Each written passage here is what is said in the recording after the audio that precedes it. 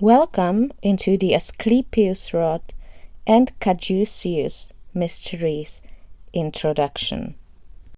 Asclepius is the Greek god of medicine and healing, and Asclepius rod is astrologically associated with Uranus because certain astrological positions of Uranus are associated with Kundalini awakening. Kundalini energy, or also serpent energy, and its healing powers are also associated with the healing symbolism of Asclepius rod. The Caduceus symbol is an emblem of Hermes, the messenger of gods in Greek mythology, or Mercury in Roman mythology. The Caduceus emblem enables to travel or communicate between different realms: heaven, earth, and hell, life, death, and rebirth, communication between different planets, different dimensions or levels of consciousness. And how these two emblems interact and cooperate with one another?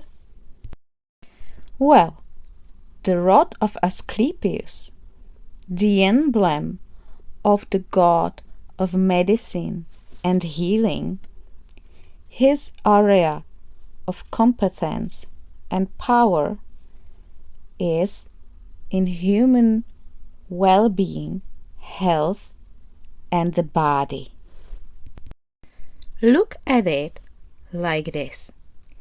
Imagine that our body is like a radio.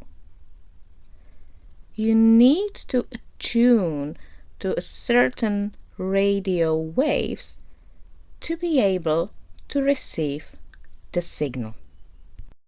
And that's where steps in Kundalini Yoga, because Kundalini Yoga teaches us about mindfulness, about our energetic circuits within our bodies, energetic centers, chakras. That's why every astrological position, archetype, and emotions I am linking with these energetic centers, with chakras, to make us more mindful about it and feeling this energy within our body, and to be more consciously connected with our body, being mindful about our physical, emotional, and spiritual body, but also being more connected with the environment around, because we are part of the environment, and the environment is us, and we are the environment. We are mirroring one another, but also connected with the Mother Earth, with the planet Earth, and also with the universe. And now we are coming to the archetype of the goddess Hygeia. She is a daughter of Asclepius. And in the context, while Asclepius is more the archetype of healing illnesses, Hygeia represents the preventative measures. So you maintain your health and you don't fall ill. It's the archetype seeing the context of the human being and the environment and how it influences each other, and that in healthy, clean environment the body can be healthy too.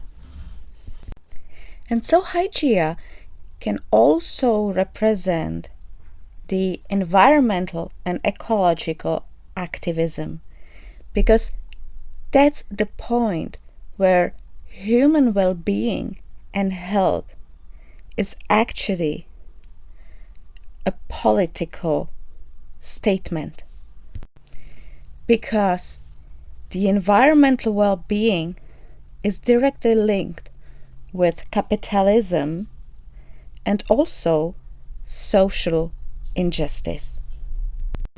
And that's where again is stepping into the power the emblem of Mercury, the Caduceus, because the emblem also represents skills of negotiation, commerce, and diplomacy.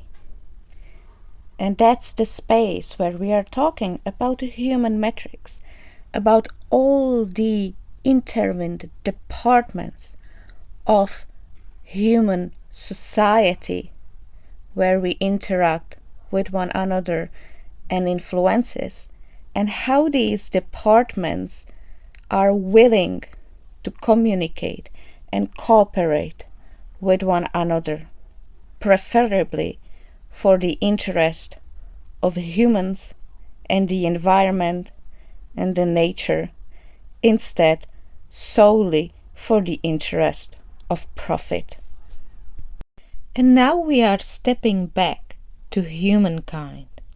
Since a human is on the top of food pyramid, we are the ones who decide about the direction of our planet Earth.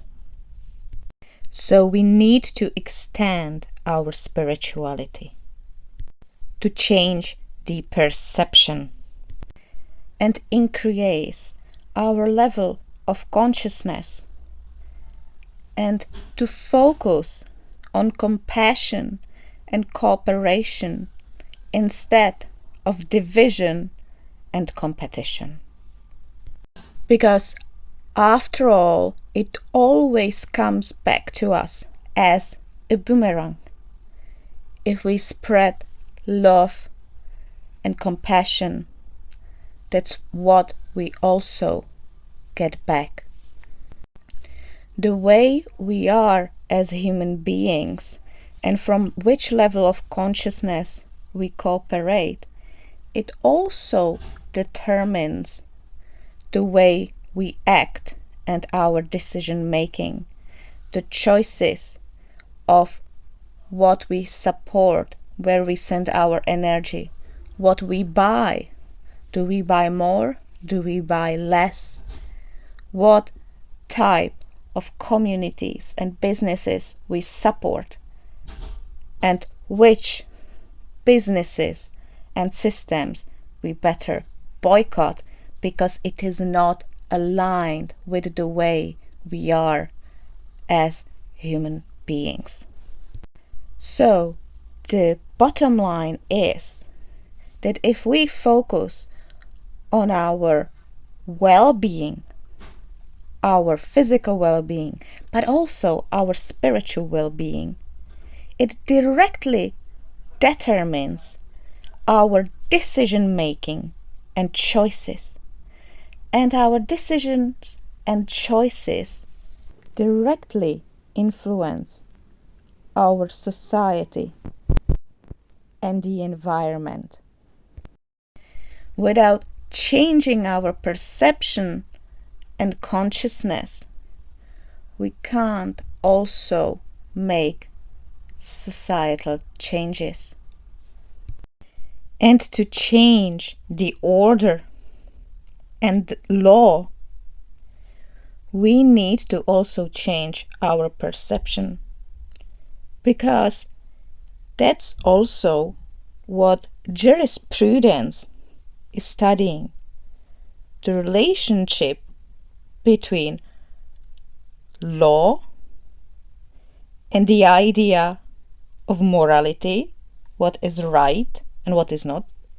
That's why we can see that the law is all the time evolving and developing and changing, and it is also reflecting our human idea what is wrong and what is right, and that is directly linked to our religious respective spiritual ideas.